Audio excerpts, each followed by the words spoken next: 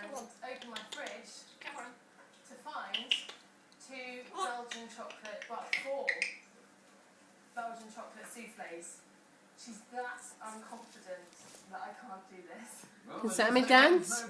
But bless her, she's actually thought of everything. Adding milk and dark chocolate with butter. Come on, Sammi. And it's Mum to the rescue again. Excellent. You are just a girl who needs to go out and be dined. After that vote of confidence, Mum leaves Annie to it. I've got 300 grams of sugar in there and 6 whole eggs and 6 egg yolks. So 12 eggs in all. She stirs in the chocolate and icing sugar, then pours the mixture into moulds to oven cook later for 12 minutes at 220 degrees.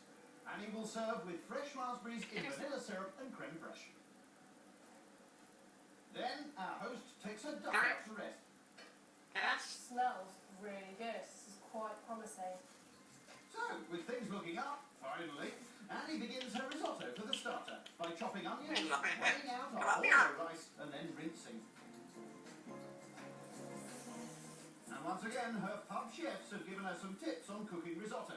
Can't go wrong then. Care and love, apparently, according to the boys.